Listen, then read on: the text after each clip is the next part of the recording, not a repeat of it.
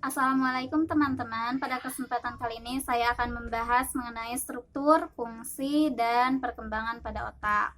Otak terdiri dari dua hemisfer atau belahan, yaitu hemisfer kiri dan hemisfer kanan yang dihubungkan oleh korpus kalosum.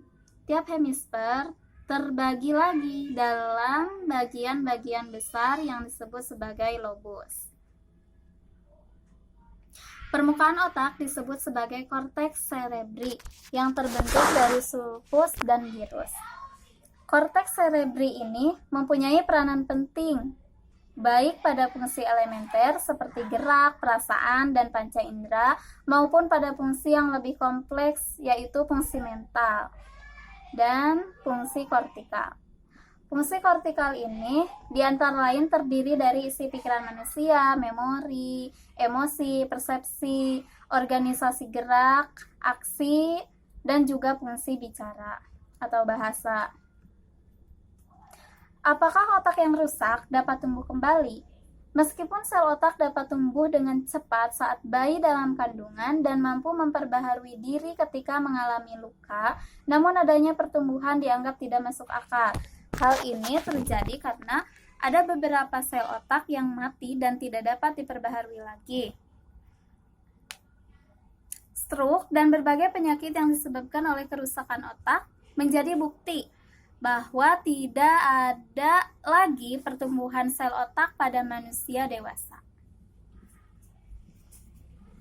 Fungsi kebahasaan otak. Fungsi bicara bahasa dipusatkan pada hemisfer kiri bagi orang yang tidak kidal, cekat, tangan kanan. Hemisfer kiri ini disebut juga hemisfer dominan bagi bahasa dan korteksnya dinamakan korteks bahasa. Hemisfer kiri yang terutama mempunyai arti penting bagi bicara bahasa juga berperan untuk fungsi memori yang bersifat verbal. Sebaliknya, hemisfer kanan penting untuk fungsi emosi, lagu isyarat, gestur, baik yang emosional maupun verbal. Hemisfer kiri memang dominan untuk bicara bahasa. Tetapi tanpa aktivitas hemisfer kanan, maka pembicaraan seseorang akan menjadi monoton. Tak ada prosodi, tak ada lagu kalimat, tanpa menampakkan adanya emosi, dan tanpa disertai isyarat-isyarat bahasa. Kerusakan pada daerah hemisfer kanan tidak menimbulkan pengaruh mendapat kesulitan dalam menghasilkan ujaran. Penemuan ini menjadi dasar bahwa kemampuan bahasa terletak di belahan kiri otak dan daerah tersebut berperan penting dalam proses perwujudan bahasa. Krashen pada tahun 1977 mengemukakan 5 alasan yang mendasari hemisfer kiri dilibatkan dalam hubungannya dengan fungsi bahasa. Antara lain, yang pertama hilangnya kemampuan berbahasa akibat kerusakan otak lebih sering disebabkan oleh kerusakan jaringan saraf hemisfer kiri daripada belahan kanan. Yang kedua, ketika belahan kanan dianetesia, kemampuan berbahasa menjadi hilang. Tetapi ketika hemisfer kanan dianetesia, kemampuan berbahasa masih tetap ada. Yang ketiga, sewaktu bersaing dalam menerima masukan bahasa secara bersamaan dalam tes dikotik, ternyata telinga kanan lebih unggul dalam ketepatan dan kecepatan pemahaman daripada telinga kiri. Keunggulan telinga kanan karena hubungan antara telinga kanan dan hemisfer kiri lebih baik daripada hubungan telinga kiri dengan hemisfer kanan. Selanjutnya, ketika materi bahasa diberikan melalui penglihatan mata kanan dan kiri, maka ternyata penglihatan kanan lebih cepat dan lebih tepat dalam menangkap materi bahasa daripada penglihatan bagian kiri. Keunggulan penglihatan kanan itu karena hubungan antara penglihatan kiri dan hemisfer kanan. Yang terakhir, pada waktu melakukan kegiatan berbahasa, baik secara terbuka maupun tertutup, hemisfer kiri menunjukkan kegiatan elektris lebih hebat daripada hemisfer bagian kanan. Hal ini diketahui melalui analisis gelombang otak. Hemisfer yang lebih aktif lebih sedikit dalam menghasilkan gelombang alfa. Iya, baik. Di sini saya akan menjelaskan tentang teori lateralisasi dan teori lokalisasi. Lateralisasi ini adalah pusat-pusat bahasa dan ucapan berada pada hemisfer kiri. Nah, teori ini banyak diragukan oleh para pakar psikologi. Nah, mereka berpendapat bahwa seluruh otak berperan dalam proses pemahaman dan produksi bahasa. Pendapat ini dalam psikologi disebut holisme. Namun, dari bukti-bukti eksperimen yang pernah dilakukan terhadap otak normal, kebenaran teori lateralisasi ini dapat dipertimbangkan. Nah, teori-teori yang digunakan ini adalah yang pertama ada teori tes menyimak rangkap. Nah, ditemukan oleh Broadbent. Tes ini didasarkan pada teori hemisfer kiri menguasai kerja anggota tubuh sebelah kanan dan begitu juga sebaliknya. Seperti contoh, mendengarkan pasangan kata antara laki dan perempuan pada waktu yang bersamaan dan kenyaringan yang sama. Dan ternyata kata laki yang didengar di telinga kanan dapat diulangi dengan baik daripada kata perempuan. Ini menandakan telinga kanan yang berhemisfer kiri lebih peka terhadap bunyi-bunyi bahasa dibandingkan hemisfer kanan. Terus yang kedua, ada teori tes stimulus elektris. Tes ini membuktikan bahwa hemisfer kiri untuk bahasa menjadi sulit dibantah. Tes ini dilakukan dengan pusat bahasa di otak distimuluskan dengan aliran listrik melalui talamus lateral kiri, struktur jaringan dalam otak, sehingga menimbulkan anomia, di mana subjek tidak bisa menyebutkan nama benda yang di depannya padahal sebelumnya ia lancar berbicara. Yang ketiga ada tes grafik kegiatan elektis. Tes ini dilakukan oleh Whittaker untuk mengetahui apakah aliran listrik pada otak apabila seseorang sedang bercakap-cakap dan kalau ada bagian manakah yang mendapatkan aliran listrik itu. Teori ini membuktikan bahwa lateralisasi bahasa ada di hemisfer kiri, sedangkan hemisfer kanan untuk fungsi lain yang bukan bahasa. Lalu ada tes WADA. Dalam tes ini obat sodium amisal diinjeksikan ke sistem peredaran salah satu belahan otak. Belahan yang mendapatkan suntikan ini akan mengalami kelumpuhan sementara. Jika hemisfer kanan yang menerima, maka bagian tubuh kiri tidak berfungsi. Tetapi fungsi bahasa tidak terganggu. Tes ini membuktikan bahwa hemisfer kiri adalah pusat bahasa di dalam otak. Lalu ada tes fisiologi langsung. Nah, tes ini merekam secara langsung geretan-geretan elektis pada otak dengan cara tes stimulus elektis dengan telinga kiri dan kanan secara berturut-turut. Diperdengarkan bunyi bising dan ujaran bahasa. Hasilnya bunyi bising terekam di hemisfer kanan, sedangkan ujaran bahasa di hemisfer. Lalu ada teknik belah dua otak. Teknik ini keduanya hemisfer sengaja dipisahkan. Kedua hemisfer ini dipisahkan dengan memotong corpus callosum atau organ yang menghubungkan hemisfer. Kemudian tangan kiri subjek diletakkan sebuah benda, semisal kunci. Ternyata subjek mampu mengenali benda dengan cara pergerakan sedang membuka pintu, tetapi tidak dapat menyebutkan nama benda itu. Karena penyebutan benda dilandasi dengan kinerja hemisfer sebelah kiri, sedangkan tangan kiri subjek yang memegang benda tersebut dilandasi hemisfer kanan. Lalu ada teori lokalisasi. Teori lokalisasi ini adalah wilayah otak yang ada kaitan dengan berbahasa. Hand and writing, wilayah yang mengendalikan tangan-tangan speech and face, mengendalikan saraf dan ucapan. Auditory, memproses bahasa lisan melalui telinga kanan. Taktil, memproses penginderaan melalui kulit, saraf, dan tangan kanan. Visual, memproses bahasa tulis. Frontal, lateral, occipal, dan temporal tidak berpengaruh dalam proses berbahasa. Ada teknik stimulus otak. Nah, teknik ini dilakukan dengan menstimulasi bagian-bagian tertentu permukaan konteks dengan aliran listrik. Hanya ada 3 bagian saja yang terdapat kelainan-kelainan yang merusak bahasa. Satu adalah bagian depan gyrus, tengah, sebelah bawah, lobus depan kiri.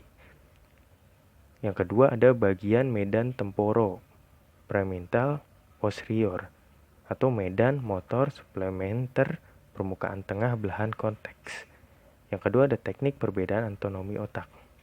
Untuk membuktikan bahwa hemisfer kiri lebih besar dari hemisfer kanan, lalu Levitsky menganalisis secara terperinci 100 otak manusia dan menemukan planum temporale jauh lebih besar dibandingkan dengan hemisfer kiri.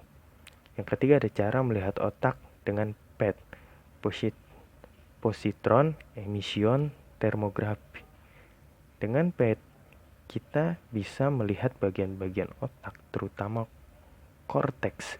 Pada saat bagian itu dengan berfungsi, caranya setengah jam sebelum kepala subjek dimasukkan ke dalam PET atau PET, cairan glukosa beradioaktif diinjeksikan ke lengan subjek. Dengan bagian otak bekerja, dia memerlukan glukosa yang banyak. Maka dengan glukosa ini, proses pemikiran dalam otak yang bekerja memerlukan glukosa akan tampak bersinar dan bergerak. Nama saya Vivi Kumawati, anggota kelompok 8. Di sini saya akan membahas mengenai evolusi otak manusia. Evolusi otak dari primat Australopithecus sampai dengan manusia masa kini telah berlangsung selama 3 juta tahun. Dari munculnya Homo erectus sampai dengan adanya Homo sapiens sekitar 1,7 juta tahun yang lalu, perkembangan otak hampir 2 kali lipat, dari 800 mg sampai 1500 mg. Perkembangan otak ini dapat dibagi menjadi 4 tahapan. Tahap pertama yaitu tahap perkembangan ukuran. Tahap kedua, adanya perubahan reorganisasi pada otak tersebut. Tahap ketiga, munculnya sistem fiber yang berbeda-beda pada daerah-daerah tertentu. Dan tahap keempat, munculnya 2 hemisfer yang asimetris. Selanjutnya ada otak manusia versus otak binatang. Dari segi ukurannya, berat otak manusia antara 1 sampai 1,5 kg. Untuk ukuran orang barat, hanyalah 2% dari berat badannya. Sedangkan untuk ukuran orang Indonesia, bahkan mungkin kurang dari 2%. Nah, batang otak manusia terdiri dari bagian-bagian yang dinamakan medula, pons otak tengah, dan cerebellum. Bagian-bagian ini berkaitan dengan fungsi fisik tubuh, termasuk pernapasan, detak jantung, gerakan, dan lain-lain. Korteks cerebral manusia terdiri dari 2 bagian, yaitu hemisfer kiri dan hemisfer kanan. Kedua hemisfer ini dihubungkan oleh sekitar 200 juta fiber yang dinamakan corpus callosum. Evolusi otak manusia dan makhluk lain tentunya berbeda. Misalnya seperti ikan, tikus, burung, korteks cerebralnya itu tidak tampak, padahal korteks itulah yang sangat berkembang pada manusia. Pada makhluk lain seperti simpanse dan gorila, tidak terdapat daerah-daerah yang dipakai untuk memproses bahasa. Nah, dari aspek neurologis itulah yang dapat membedakan manusia dapat berbahasa, sedangkan binatang tidak dapat berbahasa. Kaitan otak dengan bahasa. Otak memegang peranan yang sangat penting dalam berbahasa. Telah diutarakan sebelumnya bahwa saraf-saraf tertentu dalam otak berkaitan dengan fungsi kebahasaan, baik itu lisan maupun tulisan. Saraf-saraf dalam otak berkaitan dengan fungsi berbahasa, yaitu daerah Broca, daerah Wernicke, dan daerah korteks ujaran superior atau daerah motor suplementer. Berdasarkan 3 daerah saraf tersebut, dapat dikatakan bahwa terdapat bagian-bagian tertentu pada saraf-saraf di otak kiri manusia yang mempengaruhi manusia untuk menghasilkan ujaran, untuk berbahasa dan berkomunikasi dengan sesama. Apabila input yang masuk dalam bentuk lisan, maka bunyi-bunyi itu ditanggapi di lobe temporal, khususnya oleh korteks primer pendengaran. Setelah bunyi diterima, dicerna, dan diolah, maka bunyi bahasa yang masuk tersebut dikirim ke daerah Wernicke untuk diinterpretasikan.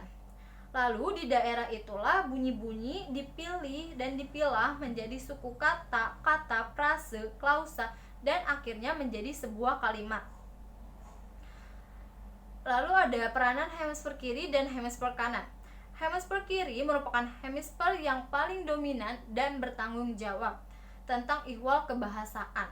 Sebuah kasus tes yang pernah dilakukan oleh Kimura pada tahun 1961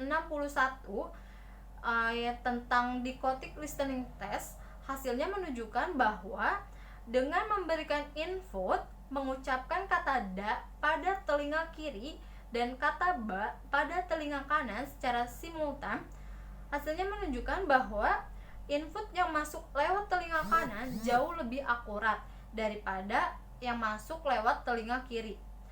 Orang-orang hemisfer kanannya terganggu didapati bahwa kemampuan mereka dalam mengurutkan peristiwa sebuah cerita atau narasi menjadi kacau. Dia juga kesulitan dalam menarik inferensi dan tidak dapat mendeteksi kalimat-kalimat ambigu. Dari gambaran ini tampak bahwa hemisfer kanan juga mempunyai peranan bahasa, tetapi memang tidak sesensitif hemisfer kiri. Namun demikian, tetap saja hemisfer kanan memegang peranan yang cukup penting. Jadi, hemisfer kiri dan hemisfer kanan ini saling berkaitan untuk menghasilkan sebuah kebahasaan. Lalu ada otak pria dan otak wanita. Perbedaan otak pria dan otak wanita terletak pada bentuknya, yakni hemisfer kiri pada wanita lebih tebal daripada hemisfer kanannya. Keadaan seperti itulah yang menjadi kelas bahasa umumnya didominasi oleh kaum wanita. Mengenai otak pria dan otak wanita ini, ada kecenderungan yang lebih besar bagi wanita untuk dapat sembuh dari penyakit afasia daripada seorang pria yang mengalami penyakit afasia. Dia akan sulit untuk sembuh.